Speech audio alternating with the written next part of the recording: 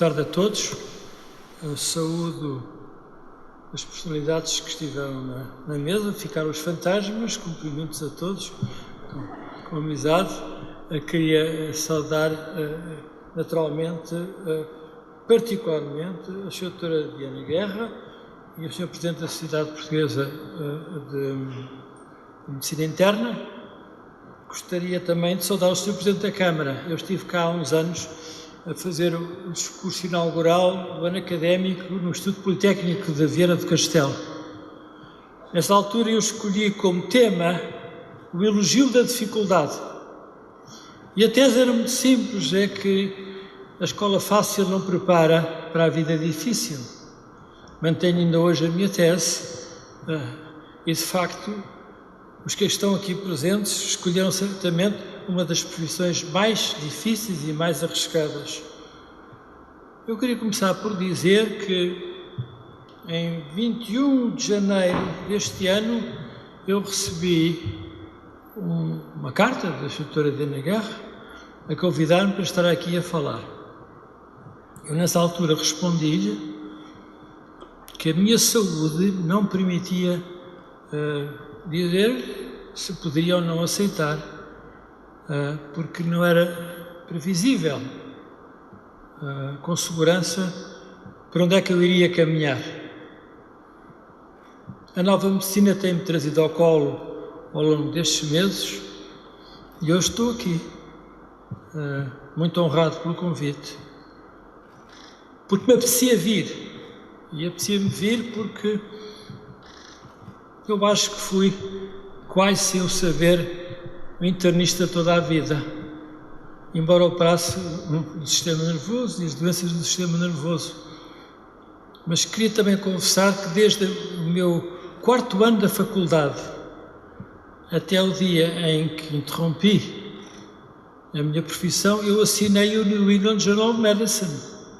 Provavelmente serei um dos poucos neurocirurgiões do mundo que o faz. E, portanto, eu fui acompanhando o vosso caminho, o caminho de que eu acho que são os mais inteiros dos médicos. E, de facto, a medicina interna, se nós pensarmos bem, é a medicina do interior de nós. E o interior de nós não são só os órgãos e os sistemas, é tudo o que somos como pessoas, como seres humanos, providos de uma dignidade própria. Há cerca de um ano, eu percebi que tinha passado de um médico à séria para ser um doente à séria. E percebi também que os dois estatutos não eram compatíveis. Se pensarem qual é o objeto, o fim daquilo que fazem dia a dia nos consultórios, nas enfermarias, onde quer que estejam, no fundo o que nós temos para oferecer a quem nos procura é simplesmente tempo. Tempo que esperamos que seja de boa qualidade, que seja de felicidade. E curiosamente, a nova maneira de queixar não é a dor, é a perda da qualidade de vida. É uma maneira menos elegante, menos poética. O professor Miller Guerra contava do doente quando ele perguntou como vai andando, e ele disse, a mulher respondeu, a poder de lágrimas e ais. Agora falamos mais simplesmente da nossa qualidade de vida. E nessa altura eu percebi que era o guardião desse tempo oferecido, muitas vezes curto, infelizmente, outras vezes mais longo, porque não podia estar presente para lhe dizer, volte cá, daqui a 3 meses que eu cá estarei, ou de 6 meses. Mas ao mesmo tempo eu passei para outro compartimento. E para mim a medicina teve sempre paredes de vidro e algumas vezes telhados de vidro também. E eu olhava cá para dentro e no tempo que eu agora dispunha, deu-me para meditar ainda mais sobre o que foi o meu percurso como médico e ao mesmo tempo sobre o que foi o percurso da medicina, particularmente na área da medicina interna, porque eu descobri há muito tempo quando perguntaram quem eu era, estas entrevistas jornalísticas, eu disse: eu sou um homem que a medicina fez médico. E se pensarem nisso, a medicina fez-os médicos à medida que iam caminhando na vida. Eu estou sem controle remoto. Há uns anos estive nesta sociedade, eu creio que foi no Algarve, e falei-vos de o que pensaria Sir William Osler se voltasse à Terra. Sir William Osler é o vosso pai. O meu era um grande amigo e biógrafo de Osler, Harvey Cushing. E esta imagem leva-nos a refletir um pouco. Aqui temos Osler, à cabeceira de um doente, com ar intrigado, preocupado, provavelmente sem saber a resposta. E a resposta era dada naquela altura, a maior parte das vezes, pela autópsia. Não havia outra maneira. Hoje, provavelmente, nenhum dos meus colegas aqui presentes se encontrou nesta situação de olhar com certo desespero a sua própria impotência como médico. Mas também não é natural que esta imagem, a companhia da enfermeira junto ao médico, à beira da cama do doente, também já desapareceu. É uma imagem de arquivo. Na realidade, eu tenho o maior respeito e tenho pugnado pelo papel da enfermagem e o seu status profissional e académico, mas de facto, no hospital, particularmente no hospital privado onde eu trabalhei muitos anos, à hora em que eu passava a visita das enfermeiras, eu só via o pescoço, a parte de cima da cabeça, viradas para o computador. E raramente voltavam a cabeça para falar, para discutir, e vê-las à borda da cama de um doente. O que eu via e que os doentes veem, habitualmente, são figuras presumivelmente femininas, de máscara e luvas. Não se toca mais. Não há o encontro da pele com a pele, por medo do contágio, por outro tipo de preconceitos.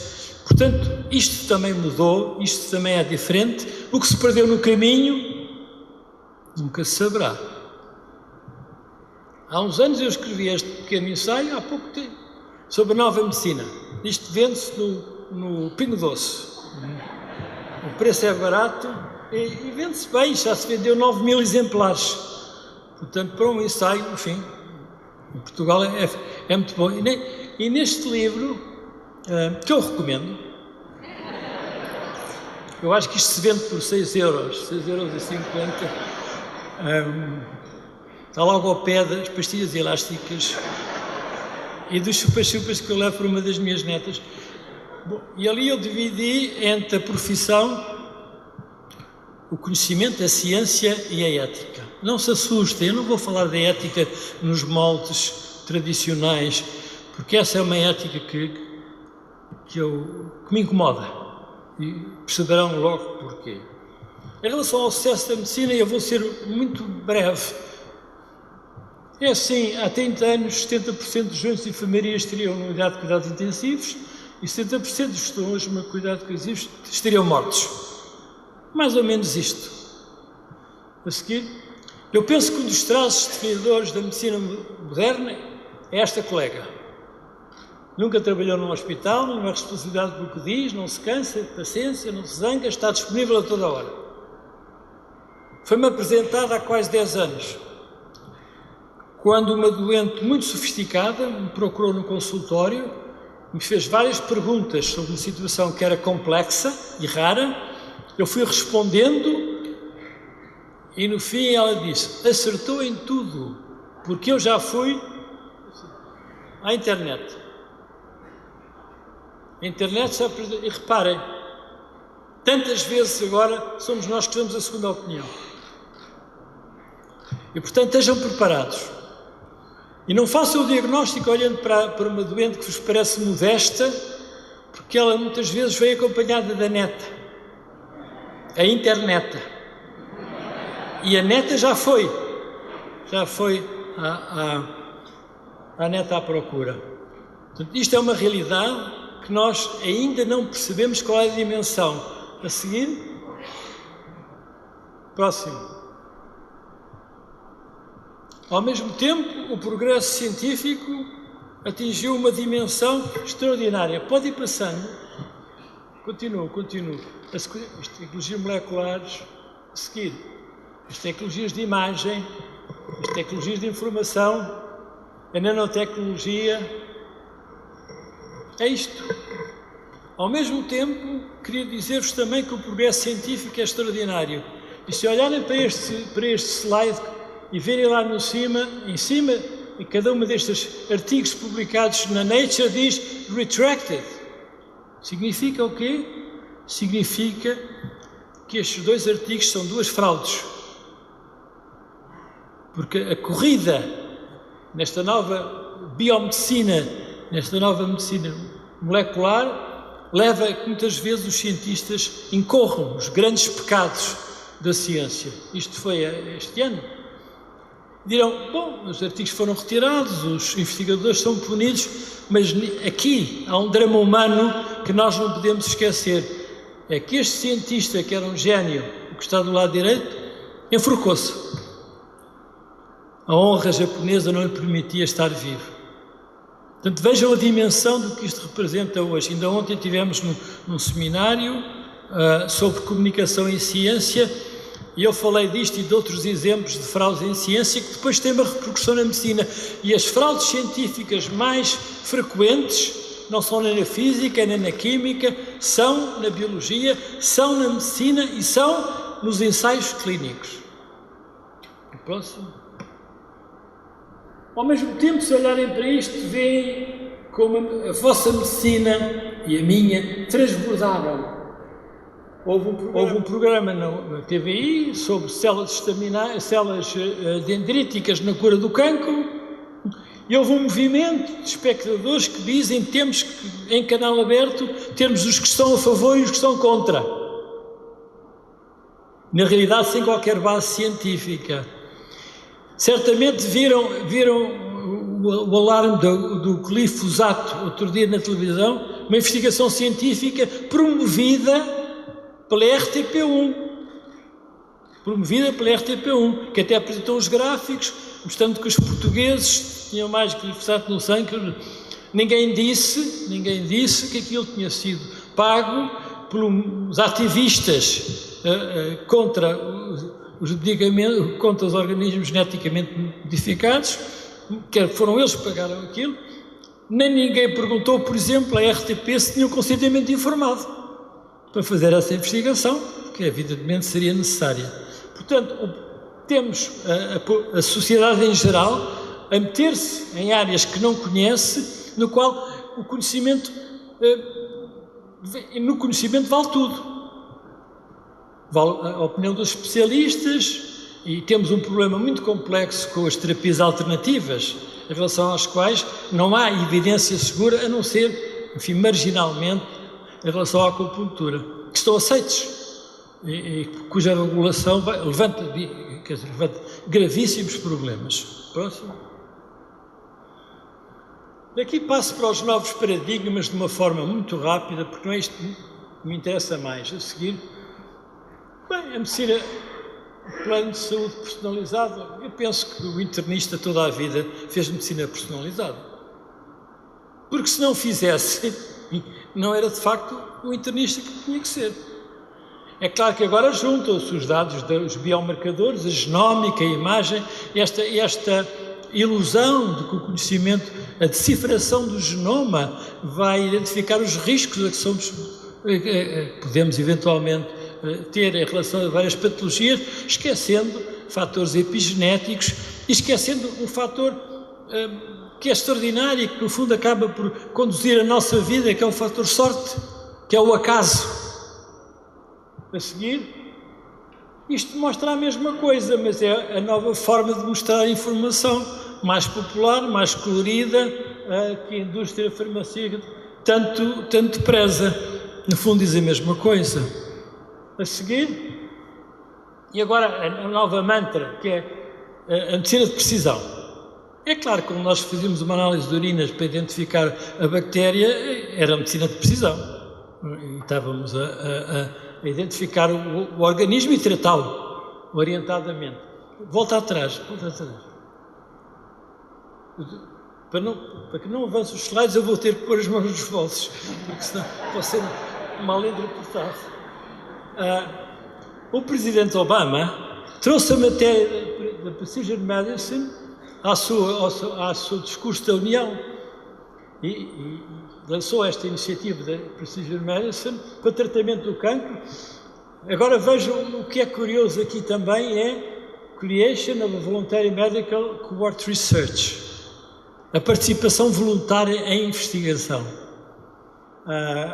E depois a necessidade das parcerias público-privadas e a privacidade.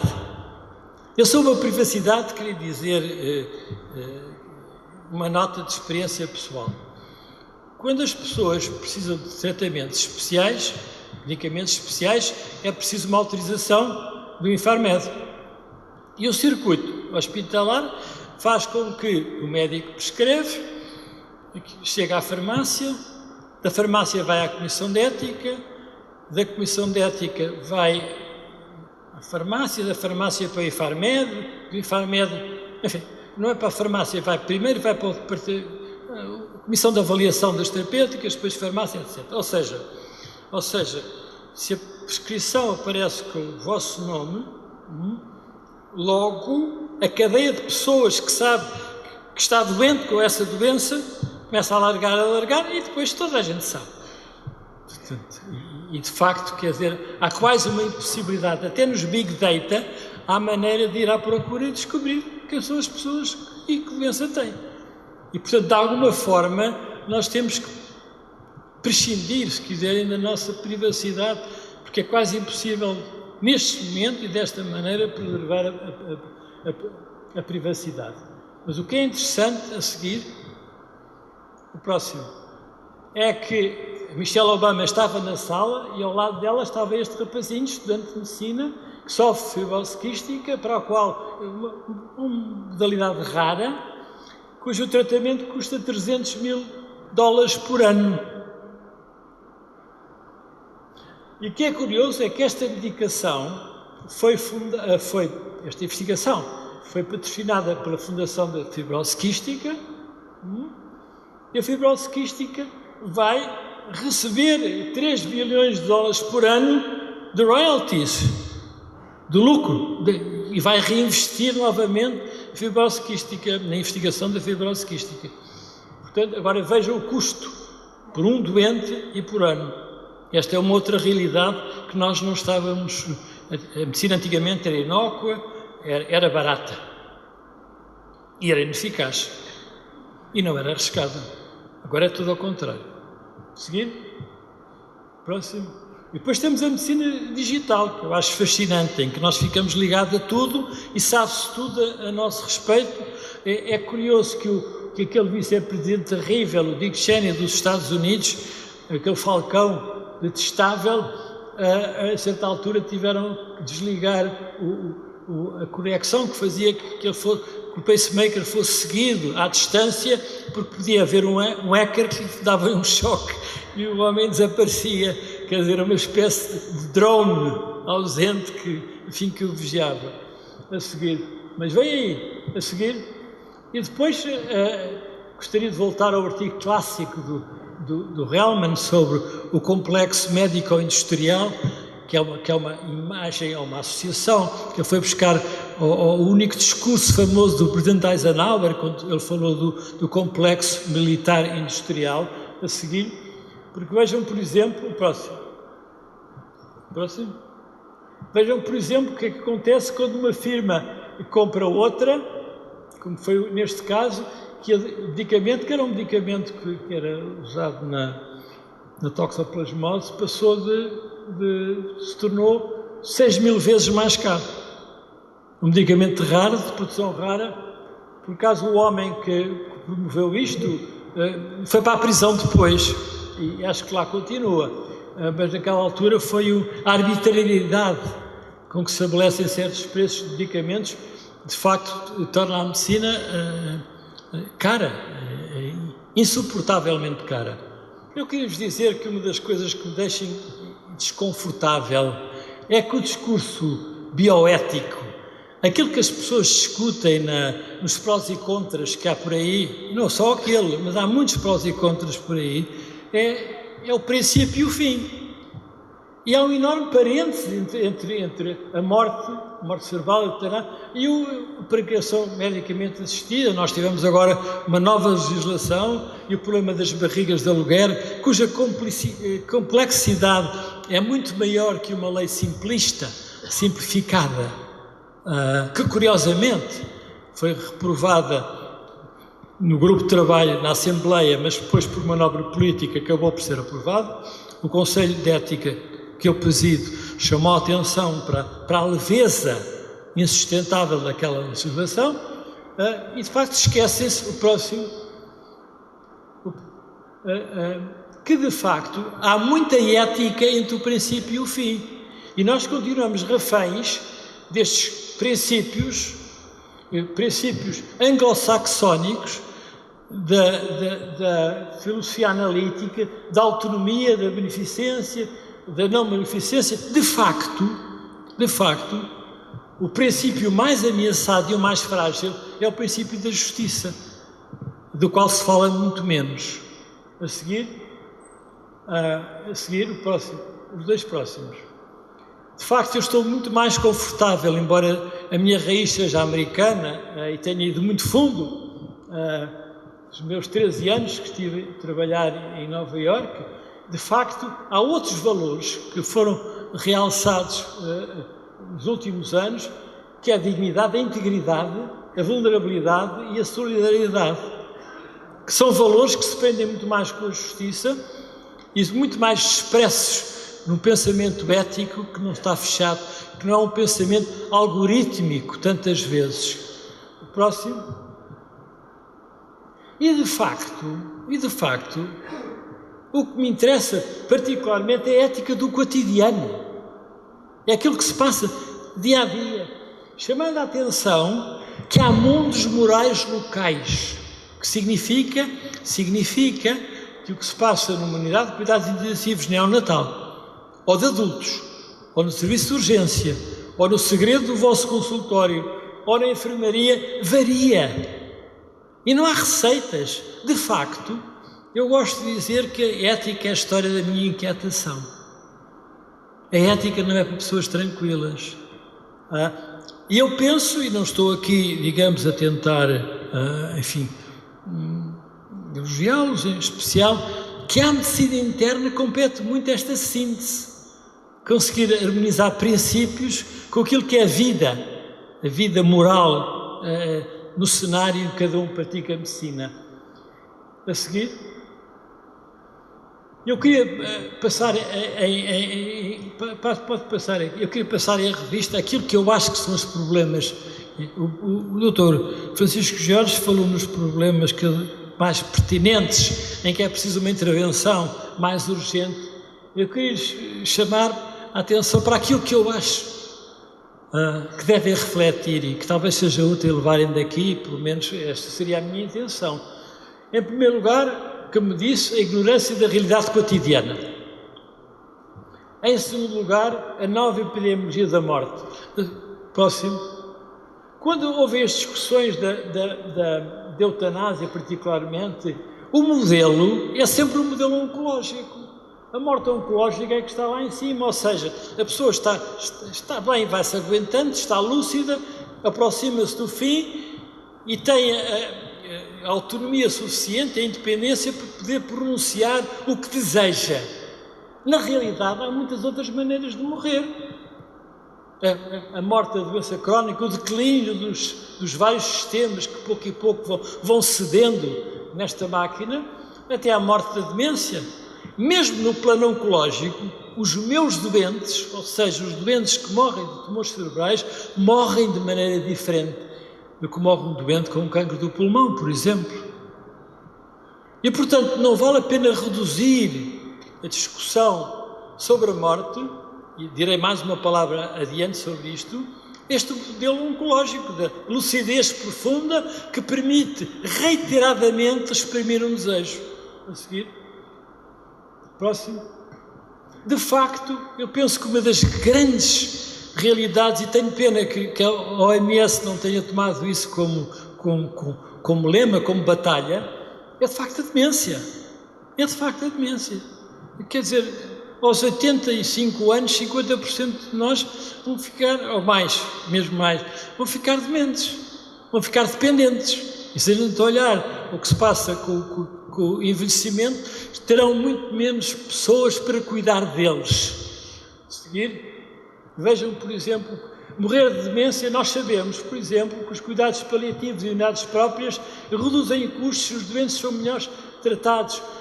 E a importância dos procuradores. Eu sei que se criou a lei do testamento vital e do procurador de saúde. Era evidente que a lei do testamento vital ia ter um sucesso muito, muito limitado. E, portanto, não seria de maneira nenhuma o progresso civilizacional que muitos proclamam. De facto, em Portugal, neste momento, há cerca de 3.000 registados. Porquê é que eu previ que ia ser um insucesso? Por várias razões, e nomeadamente olhando para a vizinha Espanha, por exemplo, olhando para os Estados Unidos e ver que de facto não... Agora, é importante que alguém saiba, digamos, que o nosso cuidador... E, portanto, eu nunca senti necessidade de fazer, enfim, um testamento vital, porque o meu internista, o que cuida de mim... E devo dizer que eu percebi que em certo tipo de doenças do foro oncológico, sobretudo aquelas que são tratadas por venenos eficazes, cujas consequências nós desconhecemos, e pior do que isso, os próprios investigadores e prescritores desconhecem, que é uma das características dessa medicina de precisão, entram em ação medicamentos, ou até na área da imunoterapia, por exemplo, cujas consequências a médio prazo, às vezes a curto prazo, nós desconhecemos. É preciso o internista. É preciso o internista porque a gente fica... há muita coisa que se passa no interior do nosso corpo com esta nova medicação. O próximo? Então, brevemente e sem ilustrações, eu queria dizer que o que mais me preocupa, de facto é que nós não vamos conseguir pagar a medicina que queremos. E de facto nós temos que olhar com racionalidade moral para o problema do racionamento, entendido racionamento não como um anátema que precipitou uma guerra precipitada há um ano atrás, quando na realidade o racionamento implica apenas gerir meios numa situação, não é necessariamente de penúria, mas de restrição daquilo que temos. E de facto, uma das dificuldades que eu tive com os meus internos era basicamente isto, é perceber, explicar-lhes que as obrigações morais que ele tinham não era só com os doentes que estavam na sua frente, mas era com os doentes dos colegas e com os futuros doentes. Portanto, a nossa responsabilidade projeta-se também no futuro. E penso que a apreciação daquilo que pode ser utilizado e dos limites de utilização depende também, e depende muito, de uma decisão coletiva, do commitment, da participação de todos nessa decisão. E, portanto, nós queremos uma democracia operante. Eu costumava fazer com os estudantes de medicina esta pergunta: os cuidados intensivos só têm uma cama. Nós fazemos racionamento implícito todos os dias, se nós pensarmos nisso. E chegam-nos dois doentes. Um é um jovem que se portava mal, que era uma carga para a sociedade, e chega também ao mesmo tempo um homem idoso, sábio, importante na sociedade, para quem vai à cama. Eles ficavam sempre perplexos. Os que me queriam agradar diziam que ia para o velho, mas a maior parte deles achava que devia ir para o novo. E de facto, quando a gente começa a pensar como é que a gente vai distribuir recursos, eu penso que a solução anglo-saxónica formulada desta maneira é faz tranquilo, em primeiro lugar, para os mais novos, aqueles que ainda não viveram. Aqueles que ainda não viveram. E depois, a seguir como critério, o diagnóstico, que tipo de doença, e o prognóstico. Depois, finalmente, a solução que vai salvar mais vidas. E, ao mesmo tempo, também a consideração do valor instrumental, ou seja, se a pessoa vale, se a pessoa não vale. E, de facto, eu penso que em último recurso, curiosamente, a mais justa das maneiras de decidir, na aparência pelo menos, é a lotaria, tirar à sorte. Mas ao tirar à sorte, nós desvalorizamos fatores que devem entrar no nosso raciocínio. Uma das coisas que eu nos ensaios que eu escrevi há uns tempos, e chamei estranhas sinapses. E estranhas sinapses significa que nós e os senhores colegas aqui presentes trabalham num mundo em que se entrelaçam, em que se ligam de maneiras anormais e diferentes, coisas tão diferentes como o risco, o erro, a incerteza e a esperança. Temos muito mais incerteza do que tínhamos quando sabíamos de pouco. É que não só nós não sabíamos, como ninguém sabia, como ainda nós não sabíamos que não sabíamos. Agora não é assim. A outra questão que me preocupa são, de facto, as modalidades de morte negociada. O preceito latino diz: mores certa, ora incerta. Morte certa, ora incerta. Ora, um dos desejos da sociedade do nosso tempo, a sociedade liberta, a sociedade do personalismo, aquele que quer fazer valer acima de tudo a sua própria vontade, é determinar quando morre e da forma que morre. E alguns assumem que isto é um direito. Eu diria que é, na perspectiva constitucional, o direito à morte aparece como simétrico do direito à vida. Na realidade, esta discussão que está a correr sobre a eutanásia, a meu ver, em minha opinião, começou mal. E começou mal por uma razão. É porque foi posta como mais uma causa fraturante entre aqueles que professavam uma confissão religiosa e aqueles que eram contra, ignorando que, na realidade, isto é um problema, eu não quero usar a palavra tão banalizada, é um problema transversal. Isto é um problema de uma enorme complexidade, que não se reduz apenas à proclamação legal de que é legítimo decidir quando se parte. De facto, os médicos têm que pensar muito bem nisto. Se me perguntam se alguma vez eu pensei que precisava de mais coragem para cometer a eutanásia, uma vez, na presença de alguém num sofrimento indizível, naquele sofrimento em que não há palavras para o descrever. Mas pensando retrospectivamente, por acaso, aquela era uma situação que se resolvia com cuidados paliativos bons, eficazes. Agora, quando alguém tem uma doença grave e fica na cama de manhã, porque não tem que se levantar, porque as suas obrigações profissionais já mudaram, mas devo-vos dizer uma coisa, o que dá a alguém a vontade de continuar é o trabalho que está incompleto. E, portanto, nós devemos manter, deixando sempre qualquer coisa por continuar e para concluir. A gente pensa assim, será que a vida não está concluída? Não fiz tudo o que tinha que fazer na vida? Que mais é que eu posso esperar? Mas, na realidade, também, são poucos os que querem morrer. Um grande internista que toma conta de mim, muito experiente, que assinou, aliás, o manifesto, diz que nunca ninguém me pediu isso. Nunca ninguém me pediu. Eu consegui sempre, no final. Portanto, eu diria que as situações em que isto sucede, que são mais frequentes em países que têm uma cultura completamente diferente. Não se pode falar na Bélgica, na Holanda.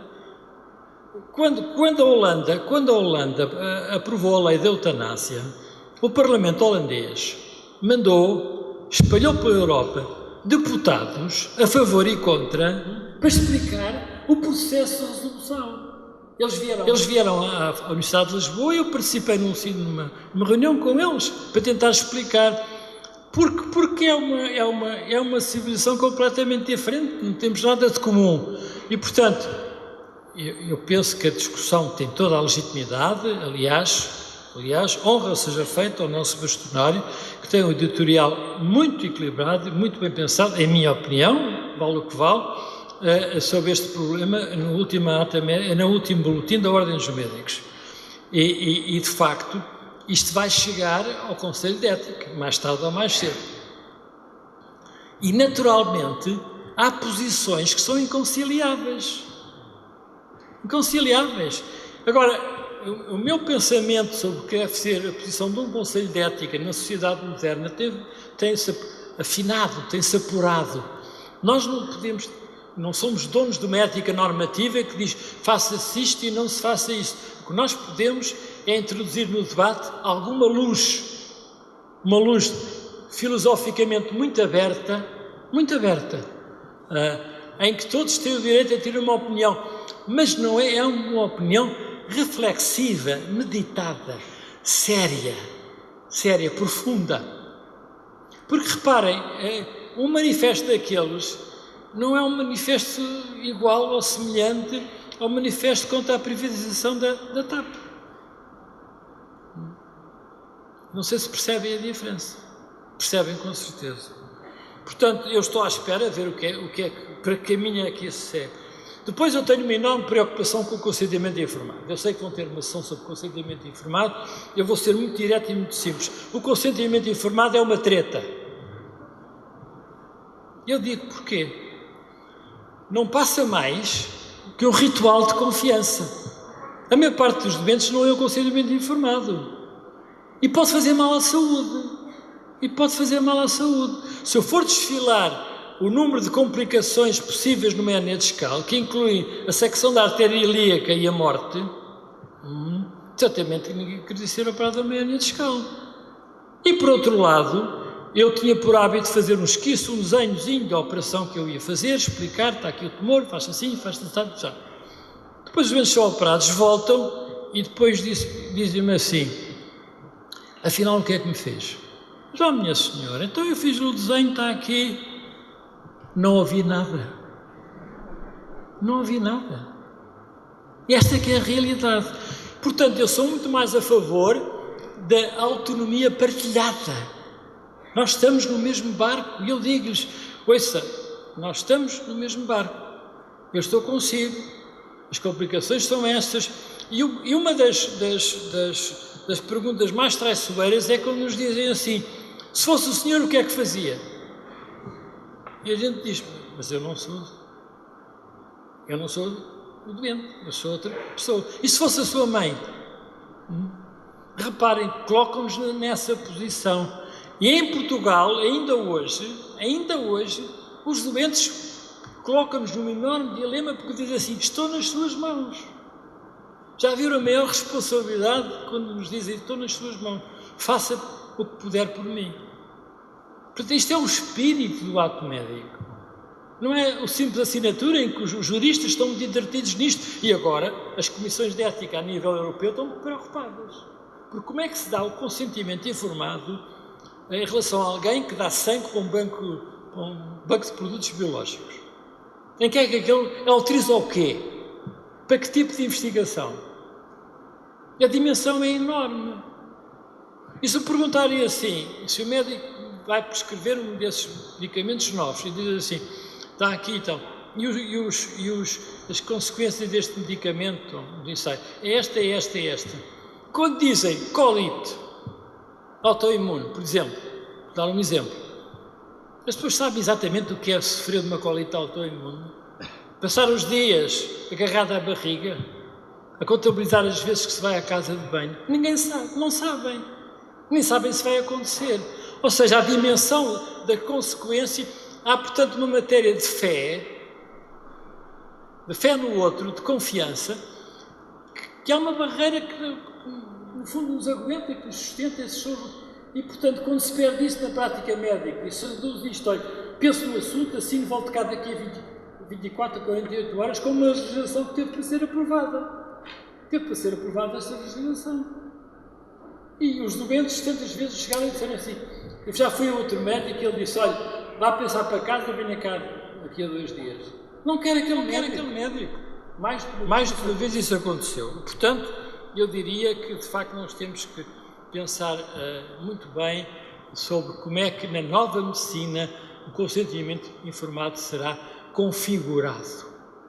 E finalmente eu queria terminar, e tenho pena de não ter aqui a imagem que marca isto. Eu hoje em dia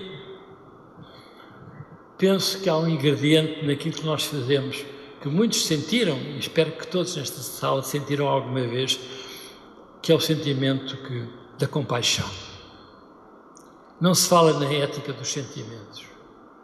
Reparem que quando se assina um consentimento informado, nós não garantimos diligência, nós não garantimos acessibilidade, nós garantimos um mínimo de competência, uma competência fria. Não há atenção quente que as pessoas precisam.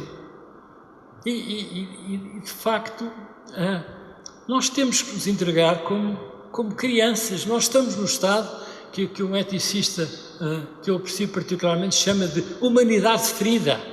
Nós somos pássaros feridos quando estamos doentes. Cuidem de nós. É claro que há pessoas cujo feitio, cuja personalidade mais reverbativa, que gosta mais de informação, cada um de nós tem o seu estilo de ser doente. Eu, por exemplo, nunca vi os meus exames em nada. Fui à Prada à Coluna e não vi os exames. Porquê? Porque médico é médico, doente é doente. Esta é a minha maneira de pensar. Outros pensarão de outra maneira. Aliás, fala-se muito na obstinação, eu vou já terminar, senão a sopa fica fria. Fala-se muito em obstinação terapêutica. Fala-se muito pouco da obstinação diagnóstica. Nós, quando prescrevemos ressonâncias e TACs e outros exames, nós não temos qualquer ideia do sofrimento que induzimos nos doentes nas 2, 3 semanas antes da data marcada, nos 3 ou 4 dias que inexplicavelmente os exames demoram a estar prontos. O exame está pronto para a semana. Como é que está pronto se eu agora a imagem está lá fora? Não, só está pronto para a semana que o médico vai levá-lo para casa para fazer o relatório. É isto. Este intervalo de tempo é fatal. Às vezes as coisas são mais rápidas. Eu gosto de contar, enfim, uma história ligeira e depois acabarei no sério, que estas coisas são sérias. Eu há uns anos, o meu internista pediu-me uma ecografia transretal. Recomendou-me um gabinete de ecografia e eu lá fui. Fui atendido por um colega nosso que estava vestido com uma camisola encarnada. Não tinha número, não tinha patrocinador, mas era uma camisola encarnada de boa lã, boa cachemira. Pronto. Eu lá me deitei, naquela posição que todos conhecemos, e começou a ecografia. Aquilo passeava pelo órgão que estava a explorar, até que entrou outro colega, também de camisola, e que disse assim: estás satisfeito com o teu carro? E o outro disse: não, eu não tenho tido problemas. Tem muita oficina. E eu, lá, enfim, barriga para baixo, encolhido, e ouvia. Olha, e gasta muito. A certa altura, o outro, da camisola encarnada, apontou para aquele corpo envergonhado, que era o meu, e disse assim: é o professor Lobo Antunes. E o colega do carro deu a volta à maca e disse: senhor professor, como está? E eu estendi a mão e disse: estou aqui. Isto é a medicina tecnológica. Isto é a medicina tecnológica. Completamente descarnada. Bom, o que é a compaixão? A compaixão tem 3 componentes. Em primeiro lugar, é séria. É um sentimento emocional, afetivo, profundo. A simpatia é mais superficial, é mais horizontal. Este é profundo. Em segundo lugar, associa-se à compaixão o pensamento de não ser merecido aquilo que o outro está a sofrer. Se olharem para as imagens das crianças que fogem da guerra, percebem o que eu quero dizer. A imagem que eu tinha para vos mostrar é do Alain, aquele que foi encontrado na praia turca, cabeça para baixo, 3 anos. O pai não conseguiu, quando o barco se voltou, salvar a mãe e mais outro filho, e este acabou por dar à praia. Portanto, não mereciam. E depois, finalmente, o poder ser eu. Eu chamo a compaixão ontológica. E à medida que fui amadurecendo, que fui envelhecendo na medicina, e é engraçado, pensem nisso, porque os mais velhos aqui presentes podem perceber que envelhecem na medicina. E a medicina abraça-os. Vai abraçando. E começam a pensar de outra maneira. O meu último livro de ensaios chama-se Ouvir com Outros Olhos. Nós passamos a ouvir de outra maneira. E muitas vezes o sentimento podia ser eu. E de facto, quando eu estou numa sala daqueles tratamentos ambulatório, hospital de dia, como aqui se chama, e eu olho em redor dos meus colegas, já não digo podia ser eu, porque eu também sou. E nesta fraternidade, aquilo que eu chamo a compaixão ontológica, a compaixão que sabe ser, é aquilo que eu gostaria que impregnasse esta nova medicina. É que não se perdesse. É que cada um de vós, quando tem alguém perante, e reparem, a coisa mais extraordinária é que é isto que está no parábola do bom samaritano. E o bom samaritano,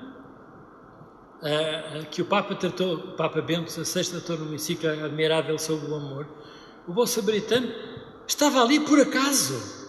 O homem ia passar, o samaritano, outros tinham passado indiferentes, ia passar e cuidou dele, levou-o para a estalagem, para ser cuidado, e depois, e para terminar, para a boa atenção dos representantes da ARS e da Direção-Geral de Saúde, pagou ao estalajadeiro e disse: se for mais caro, eu quando voltar pago o que falta. Já naquela altura, os custos da saúde excediam aquilo que as pessoas previam. Muito obrigado.